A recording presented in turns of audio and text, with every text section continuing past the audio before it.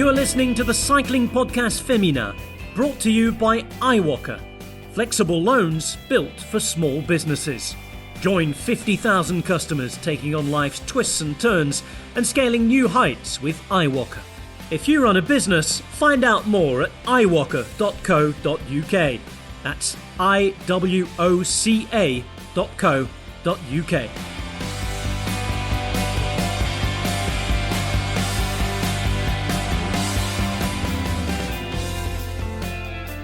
Hello and welcome to the July episode of the Cycling Podcast Féminin. July, Rose Manley and Orla Chennaoui. What's happened? You tell us, Richard. I've actually written at the top of my page here, TCP Féminin, and then I've put July in inverted commas at the top of the page. It's not let's speak favourably. We wanted to wait until the first Women's World Tour race had restarted the season, so we thought we'd wait until Strade Bianche was I was going to say done and dusted. Sorry, everyone uses that with Strade Bianche, until it was finished. So it was to bring the best possible episode of the podcast. That's why we've delayed it, and I'm sure the next however many minutes will be well worth the wait. Absolutely, and. The great news is that there's another episode of the Cycling Podcast Féminin coming next week. The August episode next week. What a treat. What a treat. We're like London buses, the three of us. This is a bit like buses here because we've been waiting all summer or 4 months or so for racing, and suddenly there has been quite a lot of racing. It got underway in Spain a good sort of 10 days or so before Strade Bianche, which was the World Tour race, of course, and that was the big one at the weekend. All eyes were on that. And Annemiek van Vleuten, so far, 100% record this season, incredibly. So we'll talk a lot about her, I'm sure, in this episode, but we'll hear from some of the other people who put in very strong performances at Strade Bianche in particular. And we're going to basically be talking about Strade Bianche in this episode, aren't we?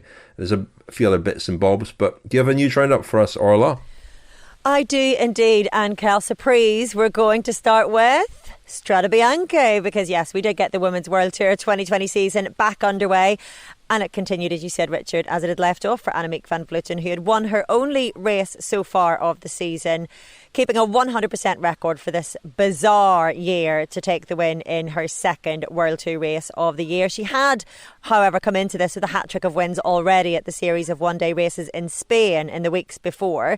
But this one looked less like a foregone conclusion for a while at least, until a magnificent attack brought her to the finish line solo, as is her style. I say magnificent, but perhaps that description best belongs for the day to Mavi Garcia of LA BTC Ljubljana, who had attacked from a lead group 45 kilometres from the finish. Now, the Spaniard, who came to bike racing at the relatively ripe age of 31 after switching from duathlon 5 years ago, stayed out in front in the sweltering heat until 7 kilometres to go when, well, what by then felt to be the inevitable happened after the world champion bridged from the peloton to the chasing group, and having pushed on, Van Vleuten made the catch before taking that solo win on what was an eerily quiet Piazza del Campo. Now, a fantastic third place as well for Leah Thomas. I should say, that second went to Mavi Garcia after her magnificent performance. But a fantastic third place for Leah Thomas and her new sponsor, Paul Ka.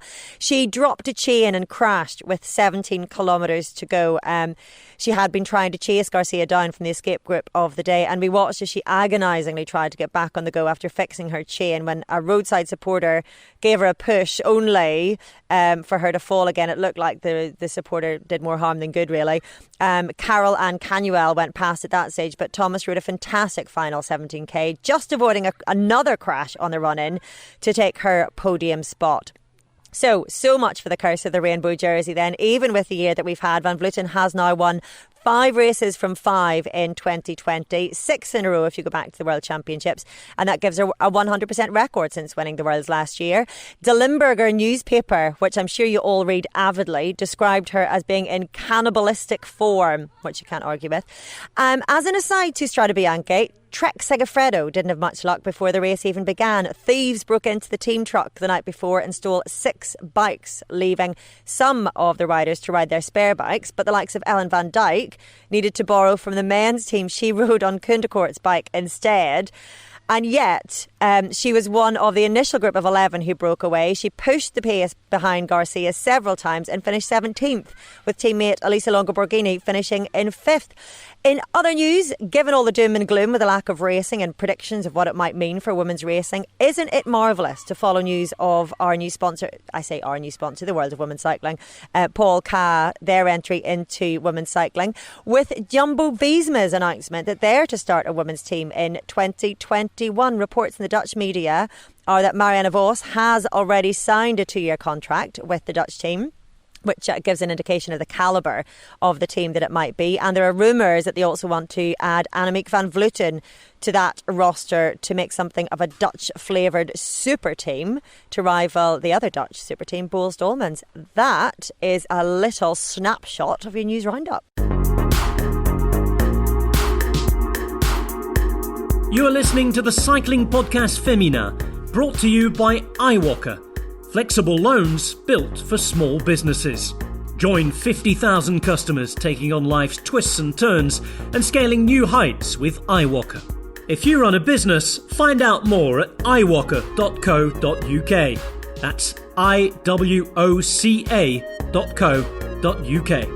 Thank you very much indeed to our headline sponsor, iwoca. Very pleased that iwoca support the Cycling Podcast and its various spin-off shows, and they are proud supporters of the Cycling Podcast Féminin as well, and they also sponsor the Kendal Cycle Club, so they're very much into their cycling.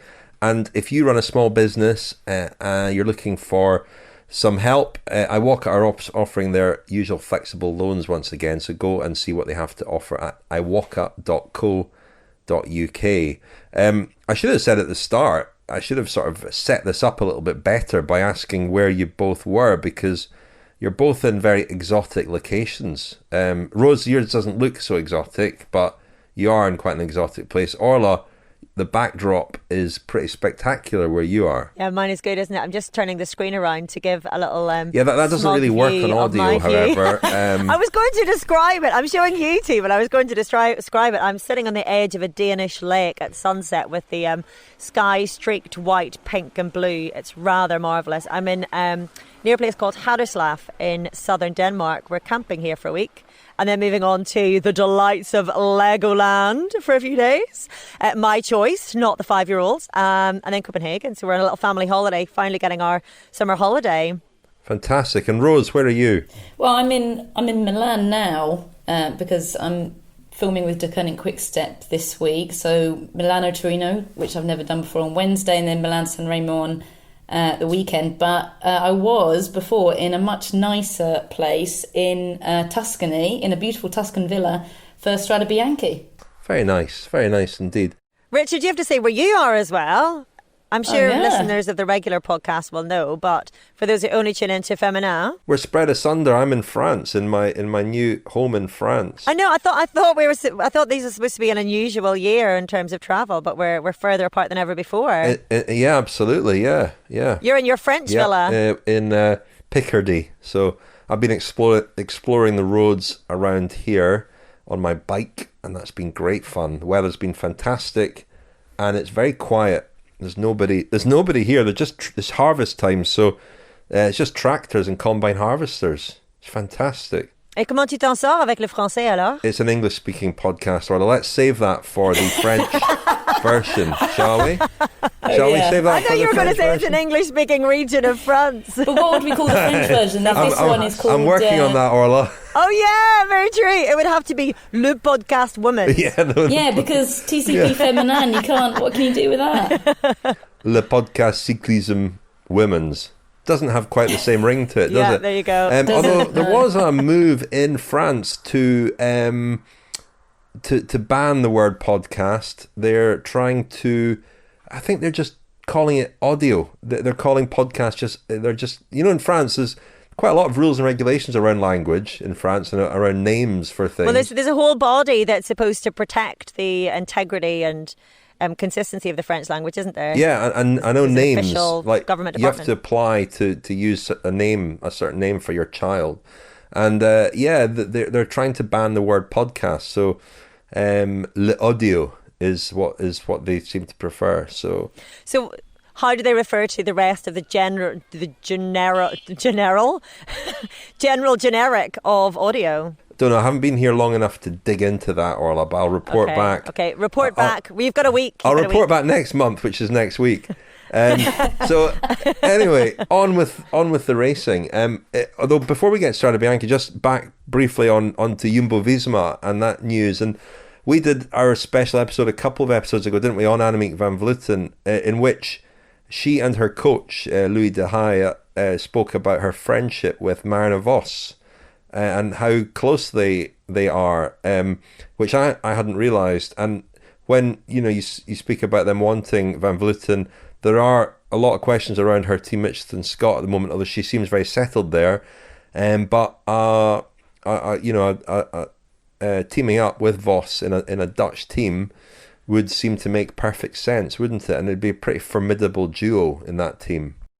Yeah, it would be like the return of the women's Rabobank team, wouldn't it? And technically, it would be because the men are technically still it's still the same family and seed of Vos and Van Vleuten both started off with Rabobank, of course, and Vos was with that setup for a long time. So yeah, it's going back in time a little bit, yeah. Could well be that when Vos gave us that interview that she had already been in discussions about joining the new team, because we're only getting the news of it now, but I had heard quite a while ago that this was the plan for Jumbo-Visma next year. I was sworn to secrecy, but whenever there was discussions over whether or not, I say discussions, rumours, whether or not they would be taking over Boels Dolmans, back then, it was pretty much certain that they were going to be starting their own team. And given the ambition and the direction, certainly of the men's team, I co-presented the launch of it last year. It was live on Dutch Eurosport with all the time and effort and money that involves.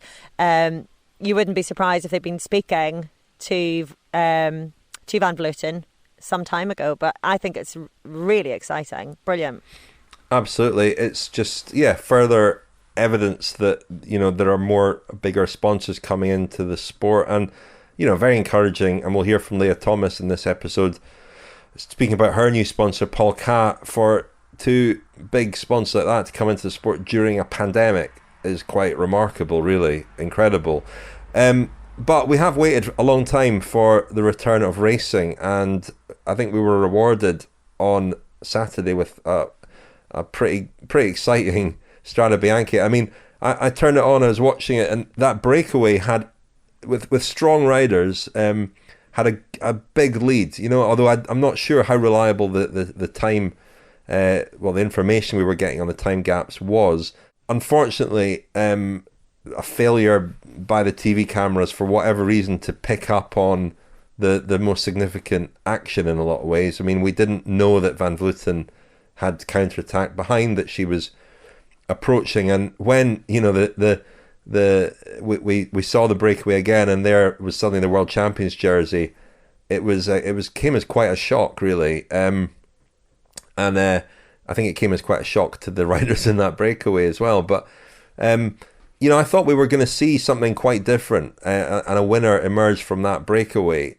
In the end, I suppose you could say, well, Van Vleuten won again, and there was a predictability about that, but the way that she had to win it made it a very entertaining race. And Mavi Garcia deserves huge credit, not just for her attack but for her attitude when Van Vleuten caught her, and she didn't accept defeat at that point. She was pretty determined to give her a good race, which she did, and it was a very entertaining race to watch.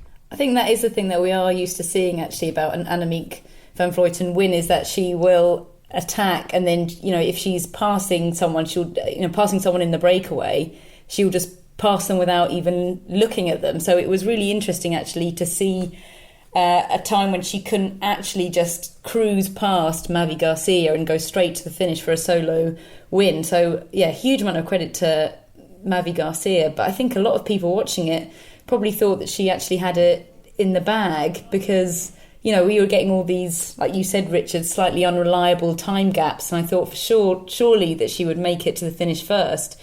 But it was very exciting, and actually nice to see a race that goes all the way into the centre of Siena and hasn't been decided yet, on that real ramp that goes into the central oldest part of the city. And to see that it wasn't decided even then was, a great spectacle. What was it like to be there? You're obviously working for the Koenig Quick Step, but there were decent crowds out at certain points on the course, but in Siena itself, it was obviously very tightly controlled, and there weren't a lot of people. But what was it like to be there at the race? It was a strange one, really. It was actually, in some respects, a little bit busier than I thought it was going to be honest, because, you have this huge Piazza del Campo, which is the central, the centrepiece of the finish, everyone recognises it. And I thought that whole area would have been completely closed off to the public. But actually, all of the bars and restaurants around the edge of the Campo were still open. So it still had all tourists there. And the actual area the actual finishing area was probably smaller than it normally is. So that when the riders had finished and were leaving, they were just kind of put out into the public. And there were a huge amount of people who weren't wearing masks, and we kind of got used to not being anywhere near people, always wearing masks, being really careful, who you interact with. And it was a bit odd. They had to go this incredibly steep ramp once they finished to get out and go back to the buses. And, all the riders faces were just covered in dust. They were all exhausted. They were all lying around everywhere. People having water being poured on their heads, incredibly thirsty, incredibly exhausted, and then having to cycle up through the public through this kind of steep ramp. I think I saw Cecily Uttrup Ludwig actually had to get off of her bike and walk her bike up to get back to the buses. That's so mean, putting such a steep ramp after that race in 37 degrees. I know. I mean, obviously, I saw blinking heck, a bit of mercy. Yeah, I saw Marianne Vos she just took it like something out of a cyclocross thing, and then just went straight up it and out. But it was kind of it was a little bit odd, but I mean, I have to say I did watch today actually the highlights of last year's race, because I kind of wanted a bit more of a comparison, and I was kind of shocked watching it about how busy actually it normally is. But I mean, really, it was, I think the biggest difference in the race was not so much the kind of protocols, but more that the heat and the state of the terrain of the white roads in the race was completely different to how it normally is when it's raced in early spring. Completely different. I tell you what I found quite sad was that I was expecting to see completely empty roads anyway, and for Siena to be completely empty. And what I found really touching was to see all the race barriers put up as usual, so lining the roads into the finish line, but there being nobody there to cheer everyone on. And you would think if the barriers are there, then maybe people might come out, and stay socially distant. But to have the barriers and nobody almost highlighted even more the fact that there was no one there. And it was that old, if a tree falls in the wood and there's no one there to hear it. Thank goodness for television cameras, but it certainly took away for me a little bit of the magnificence of that finale, and it just, I guess, reinforces what we all know and have always known, how much of a difference fans make and how they are the lifeblood of the sport. Just that emptiness and the contrast with what you usually see, I just find really, quite sorrowful. Although the finish is almost like an amphitheatre in its shape, and it's strange to have this big amphitheatre, it should be projecting all this sound, and then not to have the sound. But yes, still an amazing race to watch. Amazing. Well, we'll hear a bit about Mavi Garcia in a moment, but let's hear from Leah Thomas, who finished third. She actually talks about the ride up the climb into the finish, saying that there weren't the usual big crowds, but there were a few people, and she heard her voices very loudly because they were echoing. It's a very kind of echoey, eerie place, really. But that she did remark on that and say that actually did make a difference. There weren't many people there, but the people that were there really made themselves heard. She did an amazing ride. She was in that big move. She was one of the most aggressive riders from that move. And she and Mavi Garcia really were the two who deserved probably to finish on the podium, and they did. Leah Thomas had some bad luck as well, but she came through that and she managed to hold on to third. And you felt like, you know, that some of the other big hitters were coming up pretty fast from behind. Anna van der Breggen was fourth, Lisa Longo Borghini was fifth, Marina Vos was sixth. So they were coming, weren't they? And Mavi, Garcia and Leah Thomas did really well to hold them off. But great performances and great results for them. And Leah Thomas, well, let's hear from her now. She's just signed an extension with Equipe Polka, as they're known, the team that was Bigla Katusha. And she was reflecting today, Monday, on her performance 48 hours earlier. So how I went through the break is I did like a little bit of a move on that first gravel section just to kind of see how people were climbing, and I could tell people were suffering. So I figured on the next one I'm going to lay down my attack. That's the one where I dropped my chain. And I got a good gap, and my thought was like, this is my move. I'm committed to this. I have no idea what's happening behind me. Hopefully I can get over the next steep climb. I'm sure Annemiek will try to bridge, like she obviously wants to win this race, and she has proven time and time again she can bring back a lot of time relatively quickly, and that she also can go solo for an extended period of time. So when she showed up, I wasn't surprised that she was there. I kind of wished it was a little bit later, but it is what it is. So. Yeah, I mean, what's that moment like when you turn around and see her there in the rainbow jersey as well? Must make it even more daunting in a way.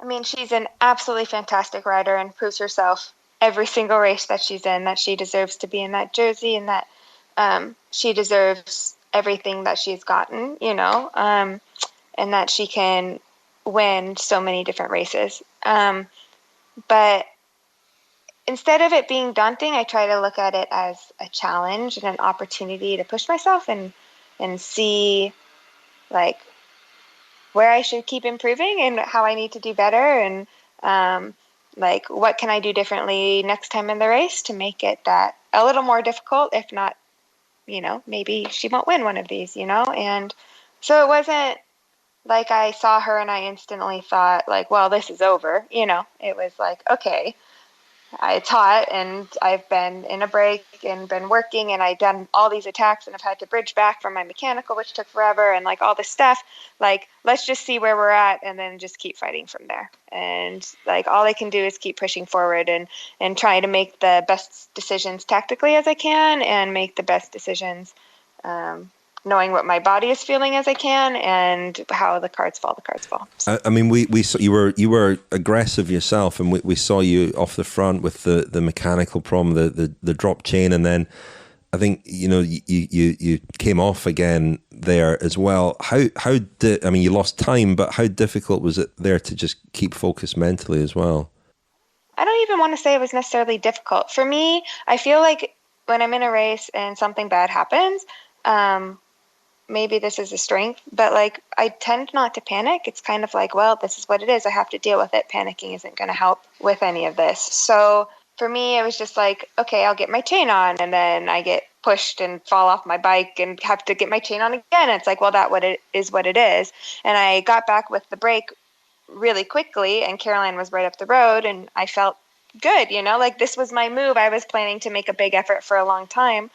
And so I knew I had to bridge up to her and, keep going. And this time it'd be Caroline and I. And still, at this point in the race, we had no idea Annemiek was, at least I had no idea Annemiek was where she was, And so in my head, I was like, okay, like working with Caroline, maybe that's not so bad. I have an extra person and we have a decent way to go still. And so we can both help each other at this point in the race and try to like bring back Mavi.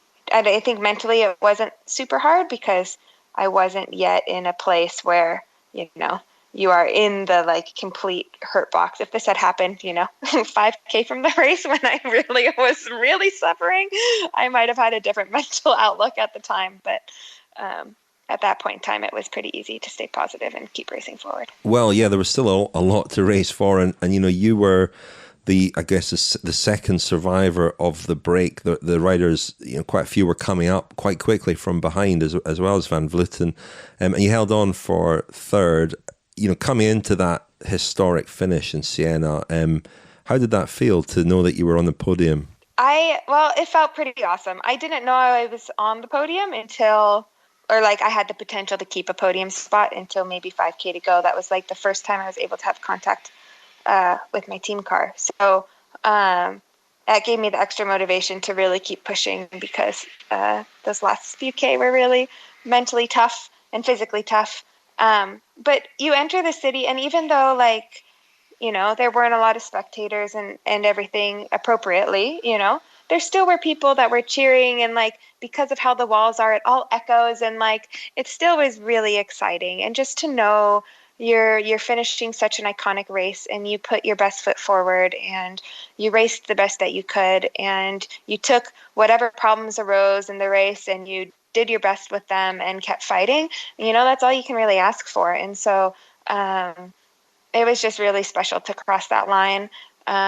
And also really glad that I could be done working. And, a significant moment, because it was also your first outing for your new sponsor. How big a deal was that? I mean, that must have felt like a responsibility too, but I'm guessing in a positive way. The pressure must have been positive, because it's obviously been great news that this big sponsor's come into women's cycling. I mean, how did that figure in your thoughts during the race itself? Absolutely. I mean, for the fact that Paul Kaw was willing to come on in the middle of a pandemic with so much uncertainty, and not only sign a contract to support our team, but to sign through 2024, to make a long-term commitment to be involved in cycling, to provide a budget that allows us to really develop.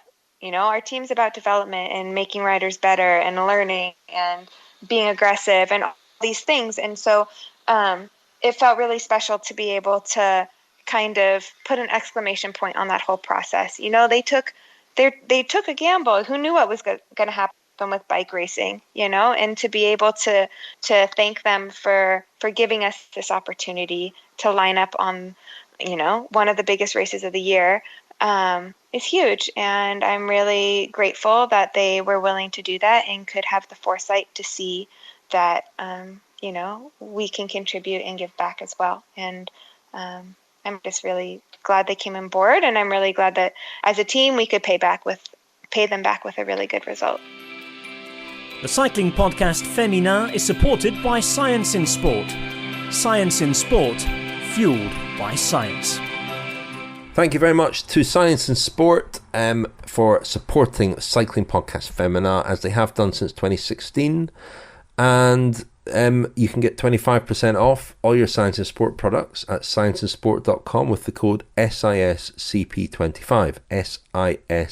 SISCP25. I'm not going to ask you to sing it this time, because I think with these dodgy phone connections, it could be even more of a mess than usual. But so before the break there, we heard from Leah Thomas of Equipe Polka, and a great ride by her. That we speak a lot to Lizzie Banks, of course, who presents Service Course, and she always talks about the great team spirit they have, and the sense they have of being quite a kind of democratic outfit. In the past they've had leaders, and they don't really have a clear leader now, and so there are quite a few of them who get opportunities, and they are taking them when they get them.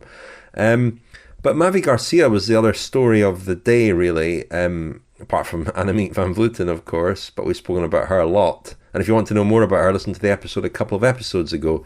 But Mavi Garcia, not somebody a lot of us would have known an awful lot about. She's 36. As you said, Orla, she came to the sport pretty late. And in order to sort of understand a bit more about her, you, Rose, spoke to a Spanish journalist, didn't you? Yeah, so Yolanda Alvarez, she's the go-to woman on Spanish women's cycling apps, if not just women's cycling generally. And so I was trying to pick her brains a bit about Mavi Garcia, and I think if anyone does recognise the name, it will be from the Tour de Yorkshire last year, when Mavi Garcia, Soraya Paladin and Marina Vos made a little three-way break. And then they got to the finish, do you remember? And the wind was incredibly strong. Their bikes were going kind of off sideways, and they had to do a sprint at the end of doing this really, really long breakaway. So that's where people might have remembered her name from. But although we might have only been paying attention to her for the last year, Yolanda has been watching her progress over the last 5 years. So this is what Yolanda had to say about Mavi Garcia. Did you think Mavi was going to make it to the finish? Well, seeing how fast Annemiek was coming to her, I was starting to think she's not going to make it. In fact, what I was really thinking is that Annemiek is going to cut her before she did, and that Mavi maybe would be dropped before. But also knowing Mavi a bit, I knew that she would start, pacing her tempo, and just to know very well how to preserve energy and to try to stay with Annemiek. So, of course, I had hopes that she could make it, even knowing that it would be very difficult. But anyway, for me, I felt it like a victory, like she did. She was amazing, and I was very pleased. And really what she said after the race is that for her it felt like a victory. So it was a huge joy to see her there. And of course she's actually suddenly emerged as a great rival to Annemiek now this year because of her performance at the Navarra Classicoa as well. Yes. Is this going to be her breakthrough, well, a bit of a strange season, but a breakthrough season for her?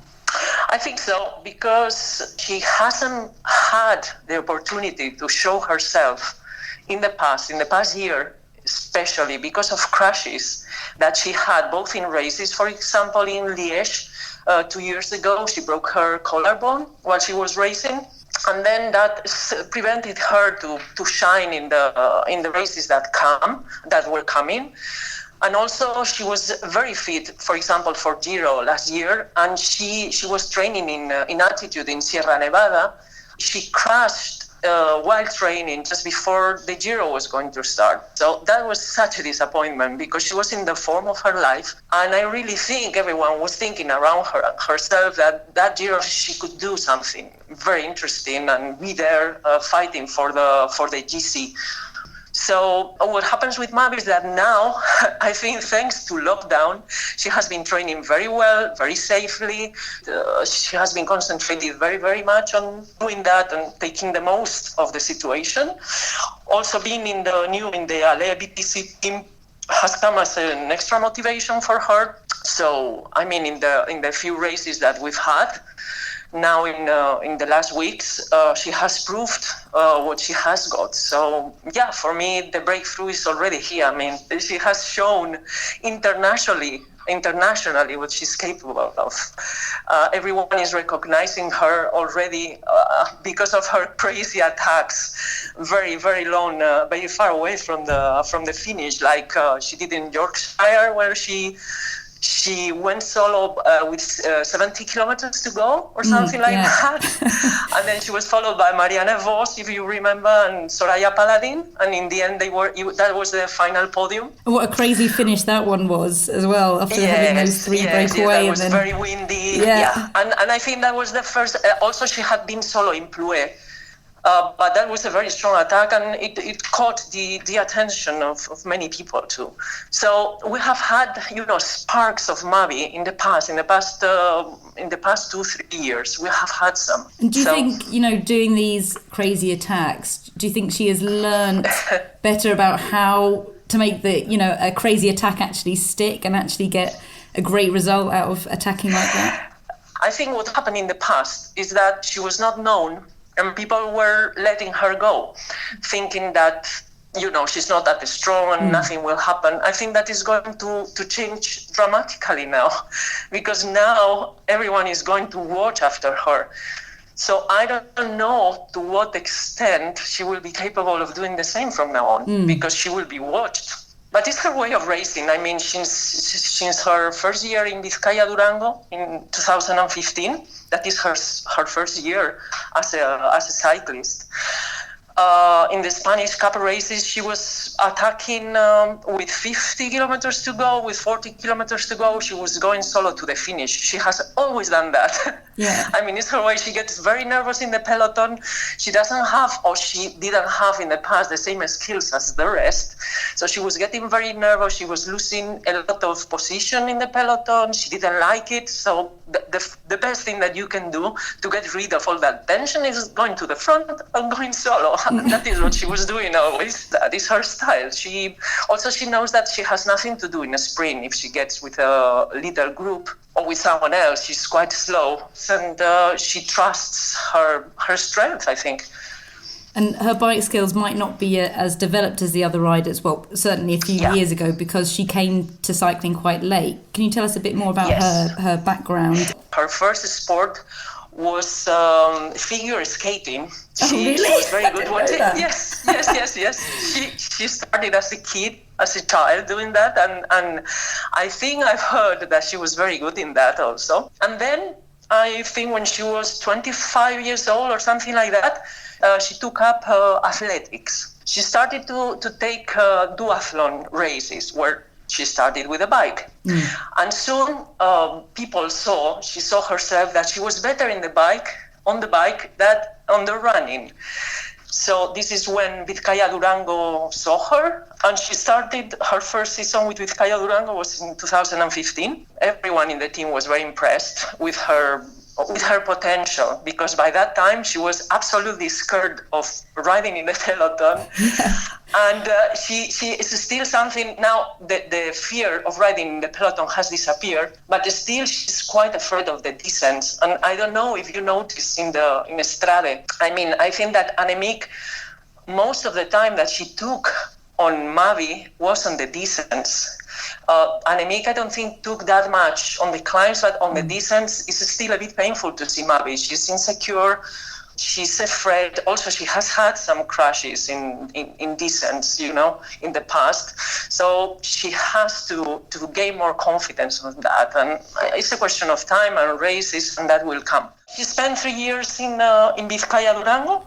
Practically all the races that she took part on, she was winning them. By that time, when she was in Vizcaya Durango, she was combining duathlon races with the Spanish Cup races, which was working full time during the day, which is something amazing. Yeah. Yes. When she won the Spanish road race, the championships, in 2016. So she came to the race the day before. The day before, she had broken a piece on the frame of her bike. And they didn't have the time. They didn't have the time to fix it. So she rode that race with a piece on the frame that was, not fixed. Something was broken. So she had to race with that, and still she won the race with that bike. That is a very funny anecdote. Wow. Yes.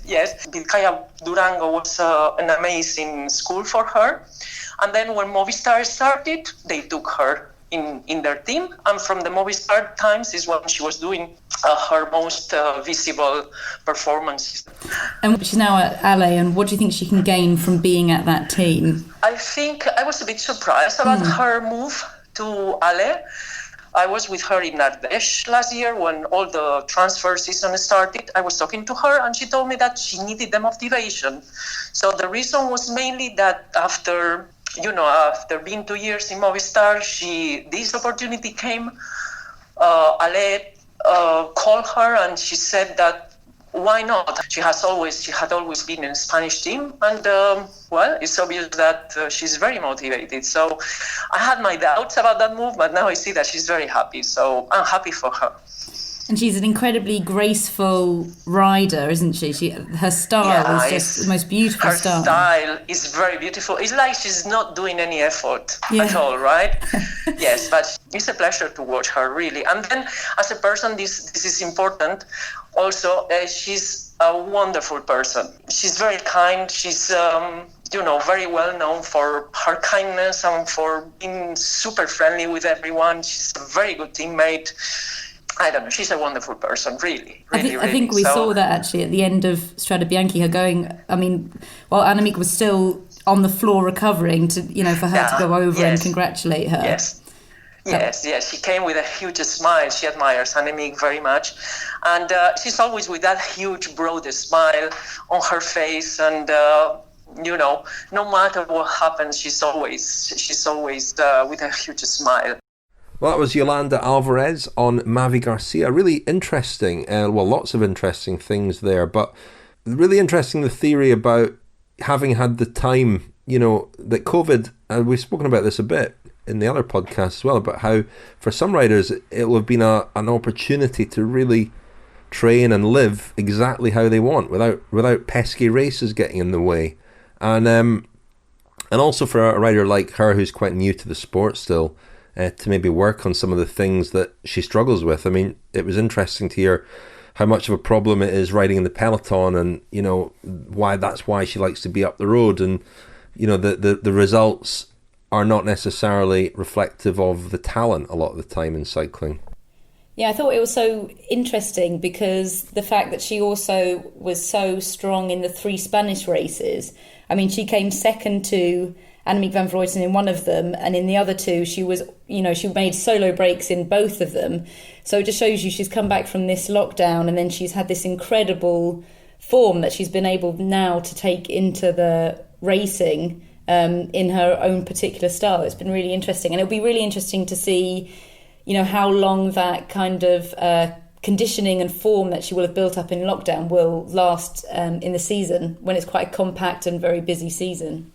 I think her return as well has been exactly the kind of thing that we've been hoping for. We've been talking in this sort of pause period about wondering how riders are going to be coping and dealing and comparing how they come back. And I think we've been hoping for someone to sort of surprise us ever so slightly. And that's not to say that she's a surprise, I mean, she's been Spanish national champion, but the strength that she's shown is not something maybe we would have predicted. We wouldn't have put her right up there, top 5 in these kinds of races, and certainly to perform in Strade Bianche the way that she did, not just the result, but the way she achieved that result.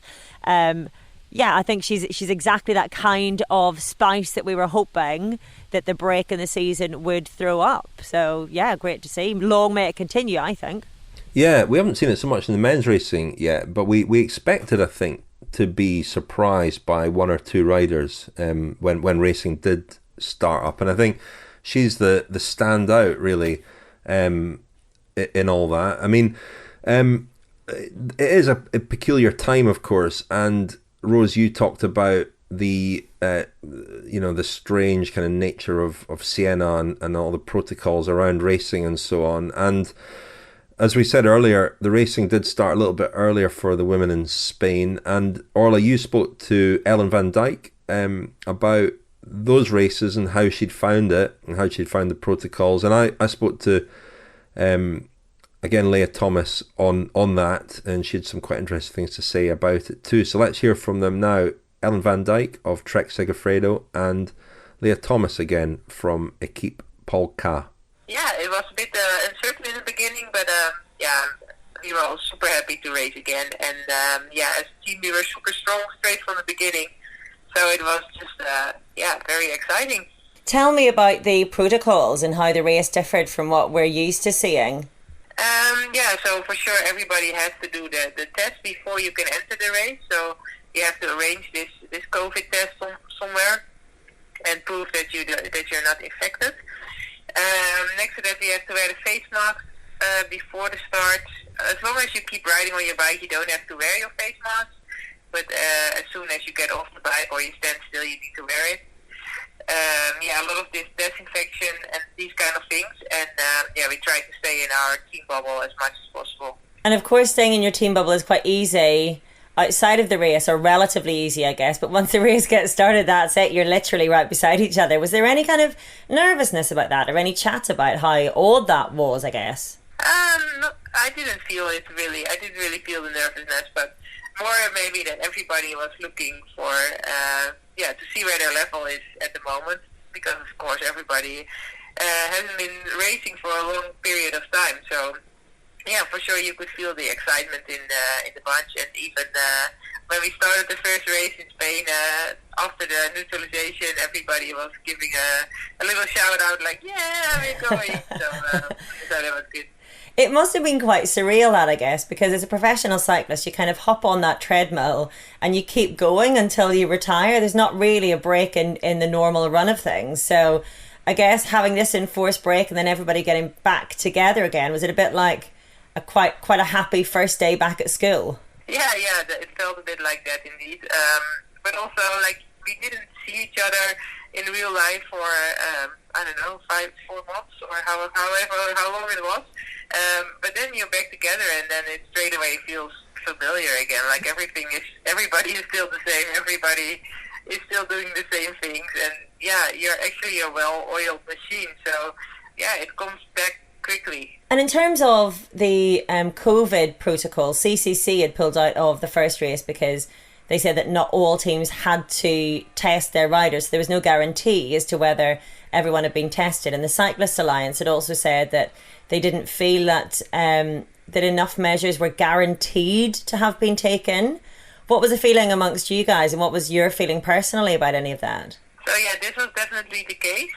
But then because the Cyclists Alliance addressed this also, then the organization, they said, okay, then we make this rule now that if you cannot prove that you're negative, that you did a test which was negative, then you're not allowed to start. So therefore, we could make sure that the peloton was safe, and a lot of girls didn't start in the first race. So in the beginning it wasn't mandatory to share the results of your test. So that's why a lot of teams came there, and then they couldn't prove that they are not infected, so they were not allowed to start. So yeah, the organization did a good job in that as well. Do you feel confident that things are properly in place as they should be to keep you all safe and to keep you racing within the constrictions of the current climate? Yeah, I feel safe. I mean, the traveling is still a bit challenging. I mean, yeah, you travel and you are alone among other people sometimes. So, of course, it's not perfect, but I'm just super happy that we can resume the season and that it's all possible in this way. I think that we're doing they're setting up policies that are really trying to make this as safe as possible.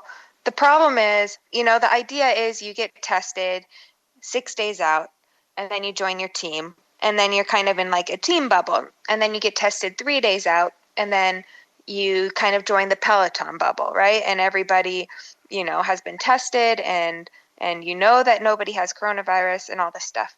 The problem is it's not a closed entity, right? Like you're interacting with hotel staff, Swanees have to go to the grocery store, you're in the community still. And so it's definitely appropriate to do these tests, and it definitely lowers the risk factor significantly. But like all the other stuff about still, wearing your mask and like all that is still really important, because you just never know what could happen. And the nice thing about racing in Italy is, like, as a country, they have so few cases that it really felt really safe to be there.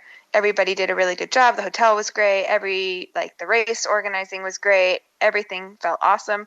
So hopefully we can continue down in that direction. But, COVID tests are great, but we're still moving around. And so it's important to keep that in mind, like as a whole community, as we move around, because it only takes one person to, So interesting to hear Ellen van Dijk and Leah Thomas talk about the things that they're going through in order to race, and how they feel the organisers are managing things too.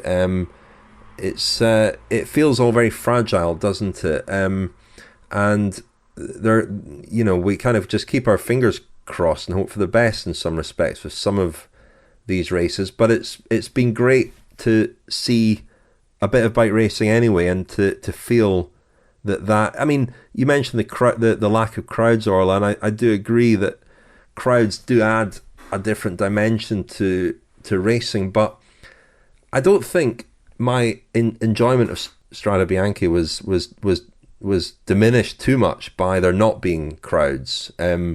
I don't think they're as essential in cycling as they are in certain other sports to creating, an atmosphere, a kind of sense of a big occasion. The star of cycling is the landscape, and especially at that race over those roads. Crowds add something, but they're not the be all and end all. I don't know. I actually disagree, I think, with that. Just because you're right in the sense it's not like football. It's not like they're playing to a noticeably empty stadium, and the action does take place on the road regardless of what, there's no momentum behind any fan support in the way that fans in a football stadium can carry a team, essentially. But I feel it misses a bit of that magnificence. It misses a little bit of what makes, I always think with sport, it's like what I said earlier, I keep saying that, if a wood falls in a tree, if a tree falls in a wood, and there's no one there to hear it. Yes, it's wonderful to watch, but you don't get a sense of the joy that it brings, and how much it matters to people. And I think that's what cycling is really, and it's the craziness of people on the side of the road and, with their flags draping behind them as they're running alongside the riders and swigging their beers and whatever it might be.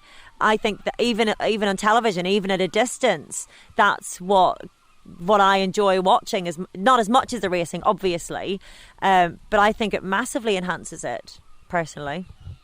I would say it probably, depends on the race. So I kind of agree with Richard on that. I don't think it changed Strade Bianche for me personally, because I mean, there was the odd fan, but the landscapes are so spectacular with all that dust rising. There were so many thrills and spills. There were crashes, mechanicals, punctures, attacks. I think if the racing itself is thrilling enough, then I don't think it misses the fans. And also, I mean, if it can happen because there are no fans, then that's the important thing, I think. Oh yeah, absolutely. I mean, it's better to have the racing without the fans than not have racing at all. I feel it lacks something significant for me, something noticeable. Well, listen, we've got another episode next week. Should we wrap things up for this week?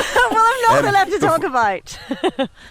Before we go, we should say, a lot of bad luck stories at the weekend. But Ashley Moolman-Pasio, how much bad luck does she have? She crashed training for Strade Bianche, and I think she had 60 stitches. Yeah. So obviously in a bad way, and she's had so many crashes and bad luck, and she was going extremely well.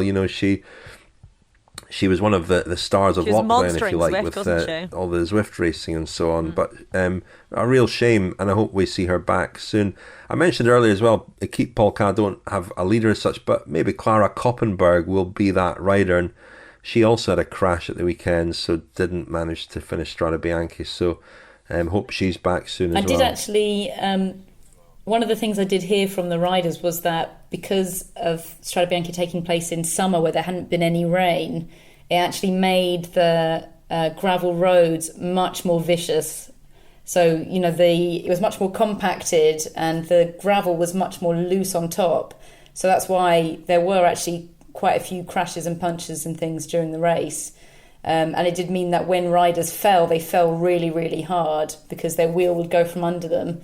And they would hit the ground really hard. So it was a shame not to see Clara or Ashley get to perform all the way through the race. Because she'd also been riding very well in Spain, Clara Koppenberg. I mean, I think people think gravel, it's not really a road, you get a bit of a softer landing, but actually I think you can do yourself a lot more damage on gravel, and these big rocks that are there, I mean, really, we saw some of the injuries or heard about them.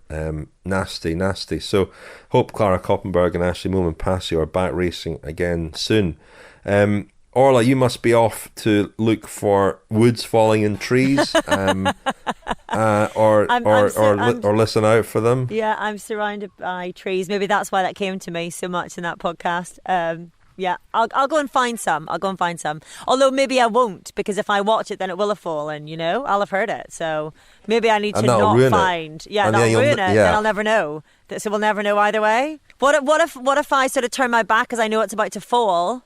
The question is whether, if nobody sees it, whether it makes a sound. But if you see it, well, what I could do is just sort of wander around the trees behind me and then keep checking on them for the week that I'm here, and then see if one has fallen while we haven't been looking. Then we've got proof. Yeah, shall I do that? I think I follow. Well, we'll let. Have I lost you both? Have we lost Wi-Fi or just lost the will to continue? I think I just fell down a philosophy rabbit hole there, and I couldn't find my way out. I'll claw my way back up again. Well, we will let you go, Orla, because I mean we were chatting before we started recording. I said, you said it was the first night of your holiday. I said, sorry to ruin the first night of your holiday by having to do the podcast, and I expected you to say, no, it's a pleasure. I enjoy it. But you agreed with me, which was very disappointing. I didn't agree with you. You didn't disagree. I said, I should be with my family right now. Well, I said, I should be with my family right now, but they don't listen to this, so I can say. I also said I was quite glad to get away from them for a little bit because it's the only piece of quiet I've had all day. Plus, we actually watched Strade Bianche in the camper van on the way here on Saturday, and like half an hour in, my husband was like, "Really? Do we need to have that on the whole way?" I'm like, "Honey, yes, we do. Suck it up and drive, please." The great news for you and your holiday, Orla, is that you'll be able to spend an hour away from them next week as well. So I know exactly. Fantastic. Exactly. So you might get to hear all about my trip to Legoland. We'll be speaking to you from Legoland. Tune in next week. Yeah. Great. Well, until then, thank you very much, Orla. Thank you both. And Rose, enjoy your time in Italy. Thank you, with my slightly unconventional Belgian family out Your here. Belgian bubble, Belgian yeah. bubble. Your boule belge.